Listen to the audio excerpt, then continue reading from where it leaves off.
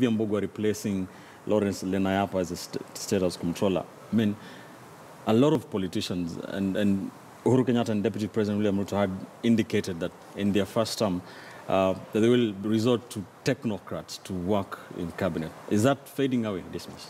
Obviously, that is fading away. But before you look at that, in my view, when you are given the opportunity to serve as a cabinet secretary by President Kenyatta, you'll have yourself to blame if you succeed and then you're not reappointed. Like, for instance, for the case of Professor Judy Wahungu, Mark says that she's delivered. But no, she's winking at a girl in the dark. She may be doing a good job, but she's in the public eye. People do not see that you are delivering. We should be seeing her all over delivering. And there are so many people that you can give examples. For instance, the late Mishuki, when he was appointed minister responsible for transport, without amending any piece of legislation, he delivered superior value. A few minutes later, when Ali Makwere comes into the ministry is as good as dead. So sometimes it depends on the persona, the personality holding that office. You could still go back to history and you go to Mr. Simeon Nyachai. Whichever ministry you gave him, he delivered value. Right now, for Dr. Matiang'i, whichever ministry you're going to give him, you deliver value.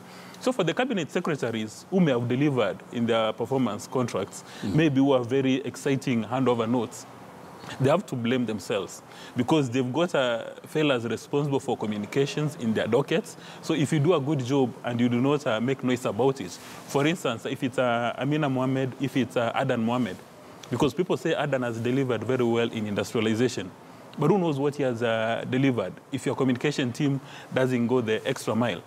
For instance, but again, that again can be negated because when you look at Eugene Wamalwa has been all over Kenya, opening taps everywhere. Kiunjuri has been all over giving donations. So at some stage, I think there's something more the president was looking at outside performance, maybe in the public space. Right. Because for Eugene Wamalwa, he has been jumping all over from one meeting to another, campaigning in Western Kenya.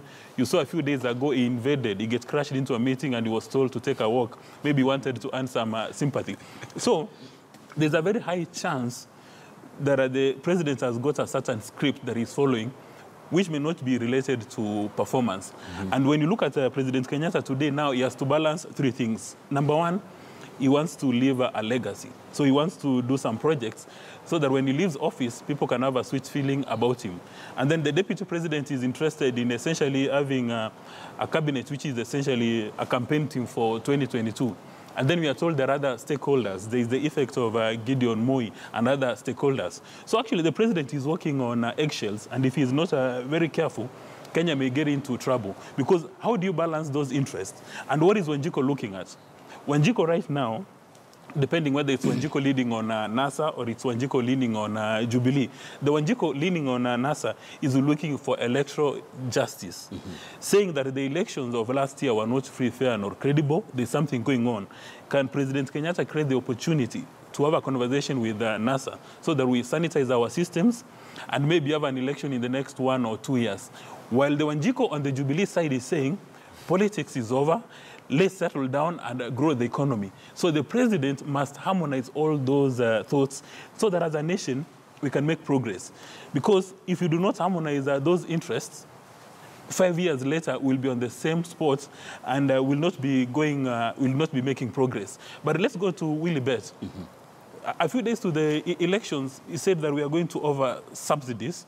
And you know, people say that's the best thing in the world. What has happened right now? The prices have gone through the skies. Which means that when he was a minister responsible for agriculture, he did not understand his role. He should have known that if you want subsidies to work, you do not subsidize the middlemen.